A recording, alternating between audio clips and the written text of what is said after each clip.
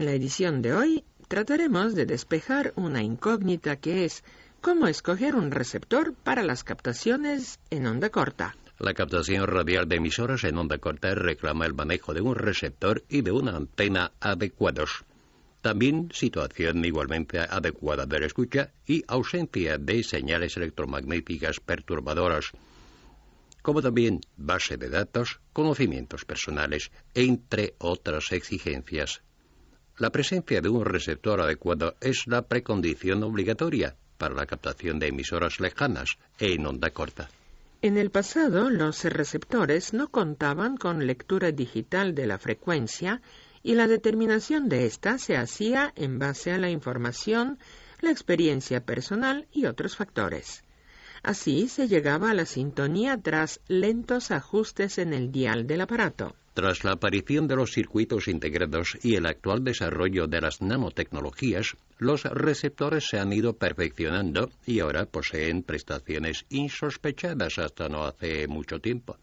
El primer aparato dotado de dispositivo de lectura digital de la frecuencia vio la luz a comienzos de los años 60 del siglo XX.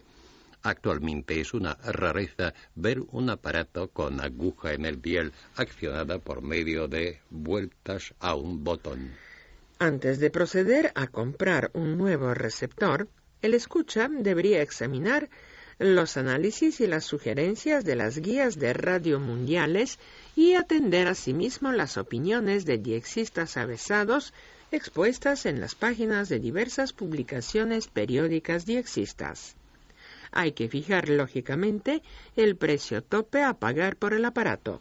En primer lugar, no hay que perder de vista que los receptores para la onda corta tienen dos tipos de funciones. Unos se destinan a la tradicional captación radial analógica y los otros se emplean para la radio digital del estándar DRM, que desde 1996 hasta la fecha ha tenido un desarrollo deficiente. Los receptores analógicos se dividen en dos grupos, portátiles y estacionarios. Estos últimos solo pueden funcionar conectados a la red eléctrica de 220 voltios o a un acumulador. La alimentación de los portátiles se hace con la ayuda de un transformador de la red Pi por pilas. Algunos cuentan con dinamo manual o panel solar. A la hora de escoger un receptor, importa fijarse en prestaciones tradicionales como son la selectividad, la sensibilidad, la capacidad de eliminar interferencias de señales colindantes, la precisión de la frecuencia mostrada o registrada, la conversión de la frecuencia intermedia para evitar las llamadas frecuencias espejo, etc. Es una condición importante para la elección acertada la relación precio-prestaciones del receptor correspondiente. Hay en el mundo multitud de fabricantes de aparatos de radio y se divulga un número enorme de materiales publicitarios de estos.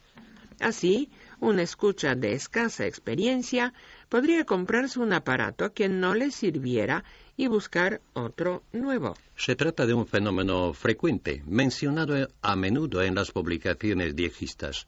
El precio del respectivo receptor podría servirnos de cierta orientación.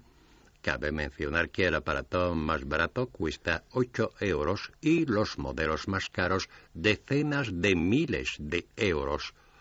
Una cosa se puede dar por segura y es que los aparatos que cuestan más resultan más adecuados para el diexismo. Hay que decir además que es preferible comprarse un aparato de empresas fabricantes que desde hace años vienen facilitando datos exactos sobre las prestaciones de sus equipos. También pueden servir de orientación los avisos en publicaciones diexistas de radioaficionados experimentados, quienes siempre señalan los tipos de receptores que están manejando en su práctica en la onda corta. Algunos departamentos técnicos de emisoras envían a solicitárseles consejos y recomendaciones sobre este tema. No hemos mencionado en este programa a ninguno de los fabricantes de receptores de radio para evitar que se considere que le hacemos publicidad. Sabemos además que numerosos de nuestros oyentes conocen muy bien las marcas de receptores más famosas y los nombres de sus fabricantes, tanto en el pasado como en la actualidad.